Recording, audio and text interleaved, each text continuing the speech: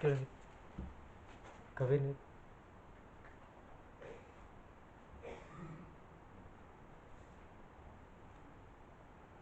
Baiklah pemirsa,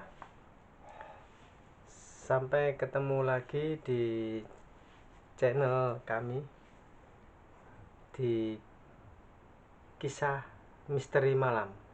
Nah, Assalamualaikum warahmatullahi wabarakatuh.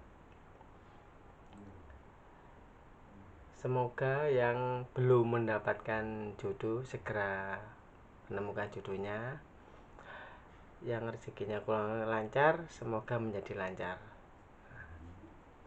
Assalamualaikum warahmatullahi wabarakatuh.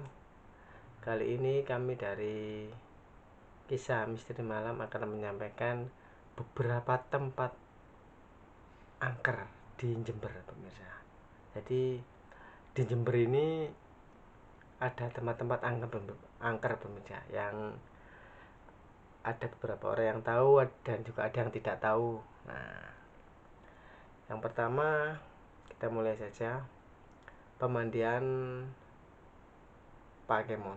Nah, ini tempat populer untuk pemandian ini, namun tempat ini juga terkenal angker pemirsa.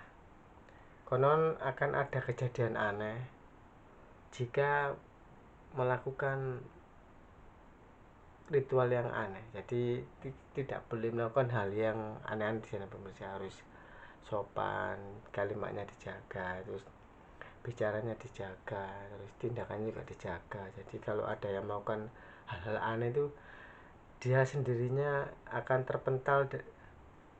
terlempar ke kolam tersebut pemirsa. Jadi seperti semacam dilempar itu pemirsa, mungkin ya oleh penunggunya sana atau makhluk yang ada di sana itu pemirsa, sehingga dia terpental masuk ke dalam kolam. Yaitu bisa konon dari orang-orang di sekitar pantai tersebut pemirsa, dari penghuni asli di tempat tersebut.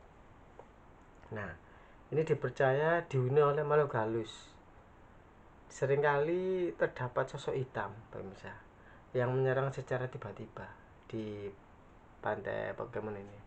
Menyerang secara tiba-tiba sehingga menyebabkan terjadinya kecelakaan di sana. Jadi berbahaya pemirsa, kalau lewat di sana itu harus hati-hati, karena makhluknya agak, ya bisa dibilang agak jahil lah, semacam itu pemirsa. Nah, selanjutnya tempat angker di Jember ini di Taman Nasional Meru Betiri. Ya, ini dulu waktu masih sekolah itu teman-teman mengenai ini Taman Nasional Betiri gitu Pak. Ternyata itu ada nama lengkapnya, yaitu Nasional Meru Betiri pemirsa. Jadi yang menarik ini, pengunjung akan dimanjakan keindahan alam. Jadi memang indah tempatnya. Meru Betiri ini indah, tapi juga ada sisi angkernya manusia pemirsa. Jadi angkernya gini, terdapat manusia kerdil yang goib. Jadi manusia kerdil goib di sana itu hanya orang-orang tertentu yang dapat melihat sosok tersebut pemirsa. Jadi tidak semua orang bisa melihat, karena hanya orang-orang tertentu yang bisa melihat sosok makhluk goib yang kerdil itu pemirsa.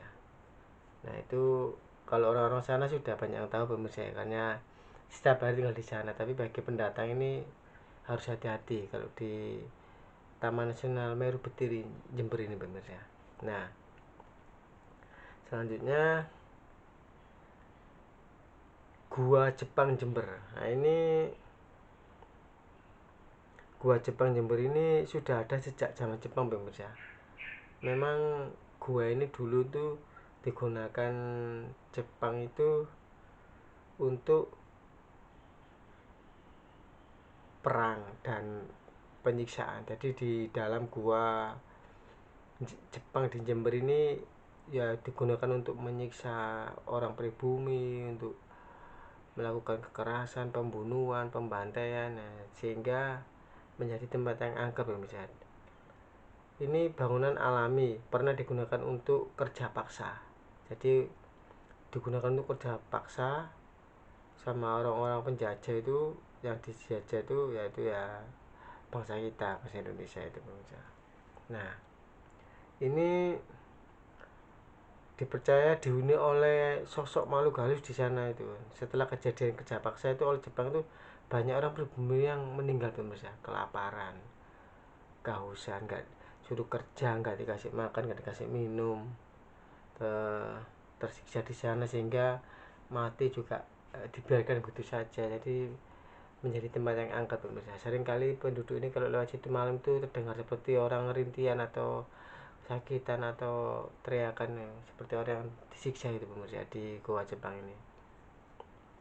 Nah, sehingga menjadi tempat yang angker pemirsa. Oke.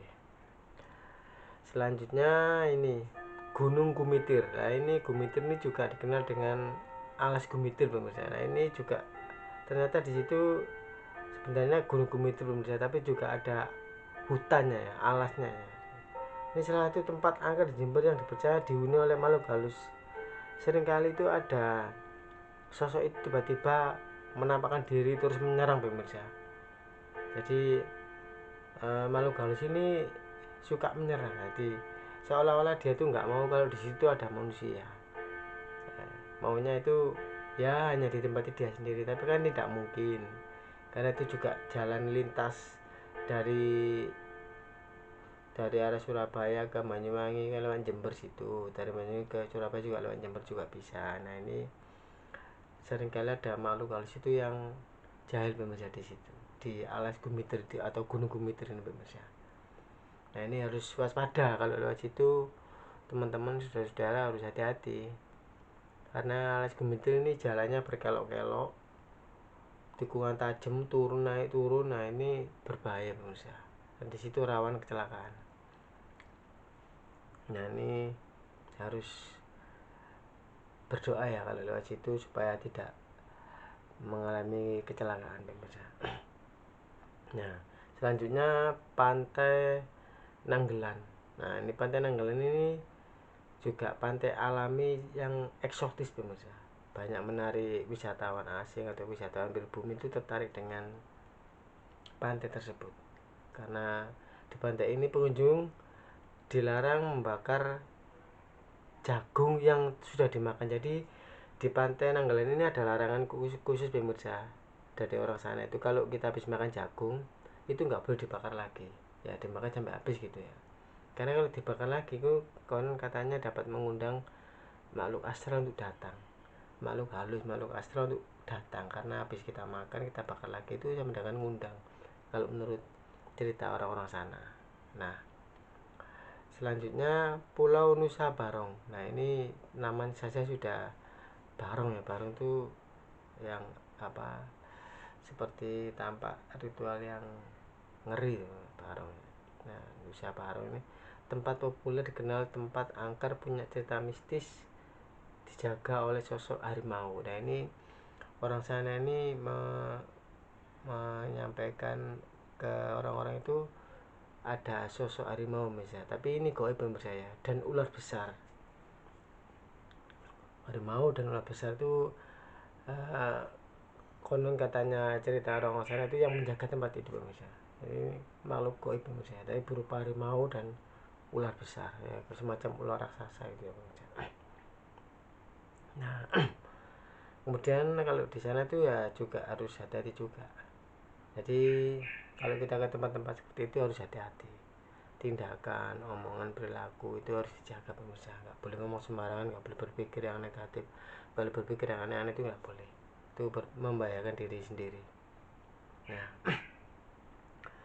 namun tempat tersebut menjadi tujuan wisata yang asik pemirsa, yang unik karena dari alam, bukan buatan manusia. Nah, ini selanjutnya Pantai Puger. Lah, ini lumayan populer ini Pantai Puger ini. Ini teman saya juga pernah ke sana, temannya bagus. Itu tidak heran jadi tujuan wisata di sana, itu tidak heran karena memang tempatnya luar biasa pemirsa, luar biasa. Nah, namun tempat ini juga angker, pernah makan korban, tenggelam hingga meninggal dunia. Jadi tenggelam di sana, meninggal di sana pemirsa, di Pantai Puger ini. Memang arusnya tahu-tahu besar, tahu-tahu nyamber gitu ya, namanya pantai lepas lepas uh, pantai di laut-laut besar misalnya. Jadi ya gitu, konon kalau jasadnya itu tidak ditemukan, itu menurut cerita orang sana itu diambil oleh sosok Ratu Pantai Selatan. uh, Menurut cerita setempat seperti itu pemirsa. Jadi kalau jasadnya tidak ditemukan itu diambil oleh sosok Ratu Pantai Selatan, itu menurut cerita orang sana pemirsa. Nah, selanjutnya Pantai Watu Ulo lah, ini juga unik ini karena ini ada batu besar, batu raksasa itu benar-benar mirip seperti sisi ular pemirsa. Jadi ada orang yang bilang kalau malam tertentu batu tersebut itu bergerak sendiri. Jadi malam-malam tertentu batu tersebut itu bergerak dengan sendirinya tanpa ada yang menggerakkan. Batu sebesar itu pemirsa, saya pernah ke sana sekali, itu memang batunya besar luar biasa seperti kapal itu. Nah, itu ada yang bilang kalau waktu-waktu tertentu, malam tertentu itu gerak sendiri lah. Ini kita juga perlu waspada ya di tempat-tempat seperti ini ya. Itu kan juga tempat mistis ya, misteri, intinya masih masih menjadi misteri terus sampai saat ini. Nah, selanjutnya ada Pantai Paseban. Nah, Pantai Paseban ini pantai yang satu ini merupakan ternyata tempat angker ya di Jember. Banyak orang yang tidak tahu, sebelumnya akhirnya menjadi tahu. Konon katanya garis pantai di pantai ini merupakan batas wilayah Istana Ratu Kidul, dan pantai ini berbatasan langsung dengan Samudra Hindia. Jadi batas pantai ini itu menurut cerita orang sana, konon itu berbatasan dengan istananya Pantai Ratu Kidul. Nah, ini di sisi lain pantai ini juga berbatasan langsung dengan Samudra Hindia. Nah, jadi lepas pantai bisa ya, sudah masuk samudra ya, sudah wis luas ya, teramat luas ini. Jadi kalau mau ke sini ya harus hati-hati, arusnya harus besar, laut dalam arusnya pasti besar pemirsa. Tahu-tahu datang dengan ketinggian sekian ratus meter atau sekian puluh meter, itu sangat berbahaya. Seringkali di sana juga ada orang yang hilang, ingin mandi, ingin apa, tapi ternyata kena ombak, kesaut ombak, terseret ombak, ingin jadi hilang pemirsa. Nah,